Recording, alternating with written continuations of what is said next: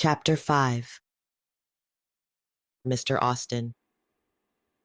Despite the charcoal sky, the polished oak casket gleamed under the funeral tent. Raindrops sparkling on the silver cross adorning the casket caught Sean's eye. He cursed under his breath. Of all the days it could have rained. He tilted his head at the bloated gray clouds. He'd never seen a Southern California downpour like this, and it came on a day that deserved the sun's warmth more than any other. His friend Rick wasn't a high-ranking member of the Brotherhood, yet the casket he laid in told otherwise. Thousands of dollars from Sean's own pocket, plus donations, paid for it. Not a dime came from presidents of the Western, Midwest, and Eastern divisions or the headmaster of the Brotherhood. He dropped his head and pretended to pray.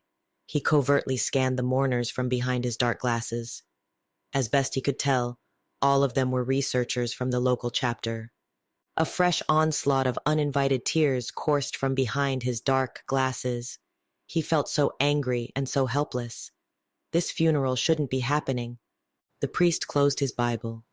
Sean joined the line of mourners, each carrying a bright red rose to place atop the casket. He stared at the rose in his hand and huffed. Rick hated red roses. "Sorry, buddy," he said as he placed the rose in the pile. "I'd have preferred a lily, too." He stepped aside and watched Kenneth place a rose on the casket, mumble a prayer, and step away. The president of the Western Division, Kurt Luzier, followed Kenneth. Sporting a dark suit and tie and dark glasses, he approached the casket and placed his own red rose on top of it. Behind him, and the last one in line, stood Veronica's father. Gripping the handle of his black cane, Mr. Austin hobbled forward.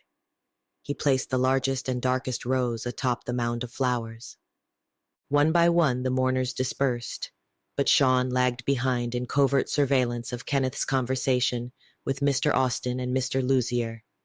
He'd give anything just now for one of those high-tech eavesdropping devices he'd seen on the internet. He wondered what lies Kenneth spoke in their ears. He didn't doubt that Kenneth would do anything to secure his position as the next president of any division. He loved power, just like his dead father. Disappointed and downhearted, he ambled back to his car and waited until Mr. Austin was ready to call on him. Images of Rick's well-dressed, motionless form pierced his mind. The mortician's expertise made it possible for the funeral to be an open casket. It was hard to believe that just days ago, Rick's face was unrecognizable. He glanced down the hill at the flower-strewn casket and observed the intimate way Kenneth held Mr. Austin's elbow as he guided him back to his limousine. Kenneth's hands tightened into fists. It still incensed Sean that Mr. Luzier chose him to give Rick's eulogy. The way Kenneth pretended to mourn.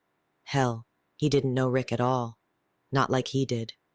The tribute had been so generic, so common, and so impersonal. Kenneth could have pulled it from a handbook. Rick deserved better.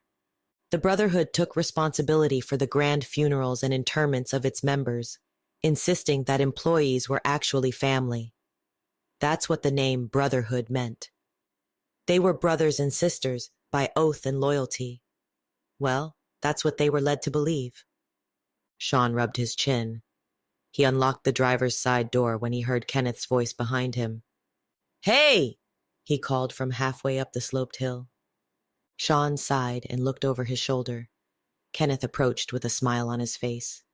Water droplets fell from the ends of his light brown hair. "Why the long face, comrade?" "It's my friend's funeral." Kenneth grinned. "Mr. Austin is ready for you." Tense, Sean exhaled. "No need to get nervous, it's just a talk." Mr. Austin limped up the hill with the support of Mr. Luzier.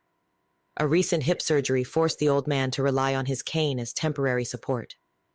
Though frail, he could still invoke nervousness into any researcher.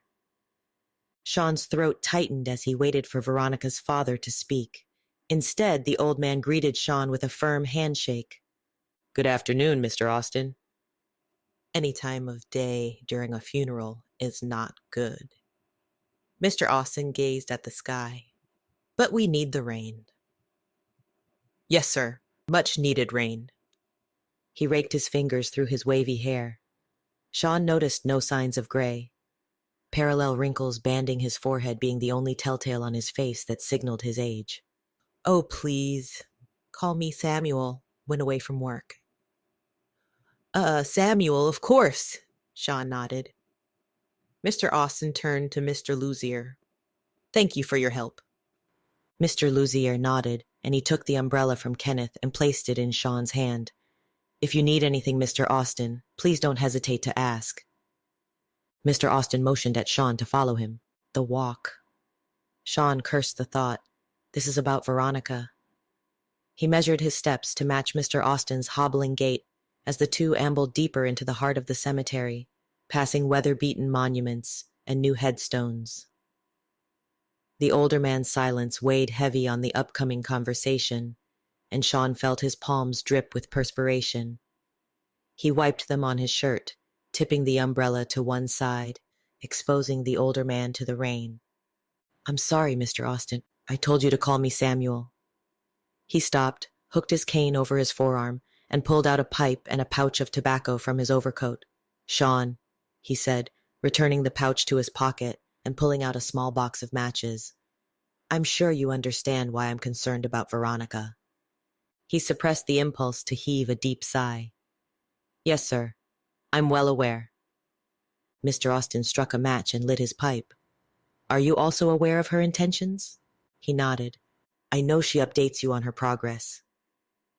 "Mr. Austin, Samuel, I'm just as concerned as you are about her being in Minneapolis." Mr. Austin held his pipe steady between his teeth and snatched the umbrella from Sean's hand. "No, you're not." Smoke billowed from the side of his mouth. The rain dissipated, turning into a light drizzle.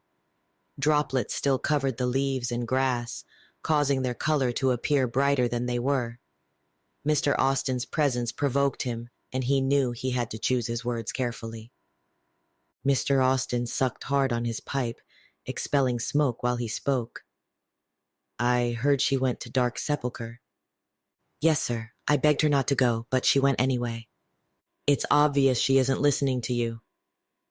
"But you see, you're a valuable asset to this organization, son. More than that, Veronica likes you." He turned his pipe upside down and smacked its stem against the side of his hand, knocking ash onto the ground. "I spoke to Mr. Luzier, and we both agreed that you're perfect for the task." "Yes, sir, I know, but—" Sean paused. "Task? What task?" "Mr. Luzier has agreed to promote you to field researcher. You're to go to Minneapolis and bring my daughter back unharmed." "Sir? My daughter trusts you." Sean shook his head. He didn't want any of it. A field researcher? Just the thought created a mild pain in his chest. "Sir, she's only called me once. I mean, I'm grateful you decided to choose me, but I'm not right for this." "You can make her listen." Mr. Austin's voice grew louder. "Kenneth informed me that you acquired documents for Veronica. In doing so, you violated your oath." "Sir, What you did by helping my daughter is punishable." Mr. Austin puffed on his pipe. "Do you understand?" Sean quickly zipped his mouth shut, and he nodded. "But I persuaded Mr. Luzier to hand you over to me in exchange for dropping the charges against you and bringing shame to your family." "Yes, sir." He forced himself to nod. Mr. Austin again reached into his pocket, this time pulling out a folded manila envelope. "You will leave tomorrow." He placed the envelope in Sean's hand. "And you won't tell anyone where you're going." "Sir, I appreciate what you've done for me, but once again, I have no experience as a field researcher." Mr. Austin held up his hand. "Your parents were loyal members of the Brotherhood, Sean. Being charged with treason will bring shame on your family name." He grabbed the umbrella from him and walked forward. "After you arrive, you will report to Kenneth via email. He's now the new region leader of Minnesota." Sean looked over his shoulder at Kenneth, who stood against Mr. Luzier's limousine. He waved at him, and a feeling of anger ripped through Sean's mind. That bastard. "You won't inform my daughter that you're coming," Mr. Austin continued. "You will keep in contact with Kenneth via email and phone. You will sway my daughter away from Dark Sepulchre. Any information from here on out will be about the sanctuary fires, and that alone. Do you understand?" "Yes, sir." Sean replied in a defeated voice. I do. Don't mess up this opportunity. Tentatively, Sean unfolded the envelope and peeked inside and found a short stack of bills and a small piece of paper, topped by a single plane ticket to Minneapolis.